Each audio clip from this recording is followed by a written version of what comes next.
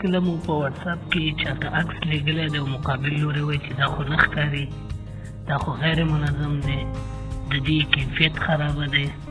یا هم کله ویډیو استولې ده او تا په ښه کیفیت کې لیږلې ده، ښه کیفیت کې دې کړې ده، خو ولې په خراب کیفیت باندې شخص ته استول شوې ده.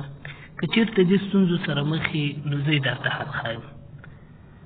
که چېرته ته غواړې چې په ښه کیفیت سره یو عکس هغه مهم اسناد دي، مثلا ستا تعلیمي اسناد دي، ترانسکریپټ وي، ډیپلوم یا مالي اسناد دي، مثلا د تحویلۍ اویزې تعرفۍ یا بلې.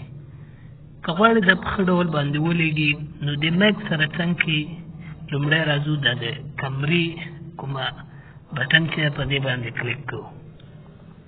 مثلا زه غواړم د دغه کتاب عکس خپل یو ملګري ته ولېږم، خو دا په ښه کیفیت سره، یعنې داسې چې هم منظمې او همدارنګه هم یې په ښه کیفیت باندې ورلېږل شوی تر څو ما ته هغه ونه وایي چې د دې کیفیت خرابه دی.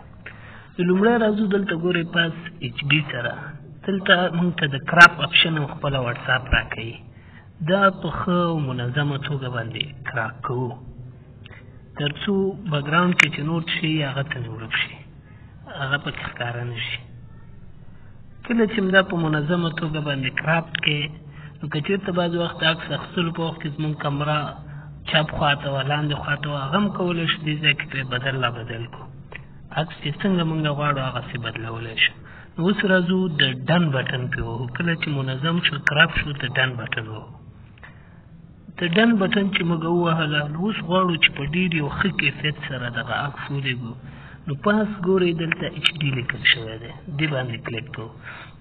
واتساپ موږ ته خپله میسیج راکوي، پیغام راکوي چې میډیا کوالټي دوه اپشنونه دي، ته په کومه کوالټۍ سره په کوم کیفیت سره د عکس لیږي. یو سټنډرډ یا معیاري کومه کوالټي چې ده دا ده، او بل ایچ ډي کوالټي ده. د دې ترمنځ فرق دا ده چې په سټنډرډ کوالټۍ کې چې دی واتساپ خپله وایي فاسټر ټو سینډ، دا زر لیږل کېږي، خو دا د سمالر فایل سایز دپاره د هغه فایلونو دپاره چې د هغې سایز لوړ کوي. بل ایچ ډي کوالټي ده، دا واتساپ هم وایي سلوور ټو سینډ، دا لږ کم لیږل کېږي، خو کم وخت کې زیات وخت کې لیږل کېږي، په سلو ډول باندې دا شخص ته لیږل کېږي. خو ولې دا د تا په انټرنیټ پورې اړه لري، که چېرته ستا انټرنیټ تیز وي نو دې ستونزې سره نه مخ کېږي. نو موږ راځو همدغه ایچ ډي کوالټي دا ورته انتخابوو. تاسو ګورئ په ایچ ډي باندې ټیک مارک راغی. نو اوس همدغه د لیږلو کوم آیکن چې دی بټنه ده دا کلیک کوو. شخص ته عکس ولېږل شو. نو دغه عکس چې موږ ولېږلو لاندې ګورئ ایچ ډي ورسره لیکل شوي دي، په ایچ ډي کوالټۍ کې مو ولېږلو. نو دې کې نور ستونزه نشته، شکایت نشته، او تاسو به د مقابل لوري د اعتراض څخه خلاص یې. نو که چېرته خپل اسناد لیږئ، د کاغذ تحصیلي اسناد هم د کاروبار اړوند دي، مالي اسناد وي، نو په دغسې کیفیت سره یې استوئ.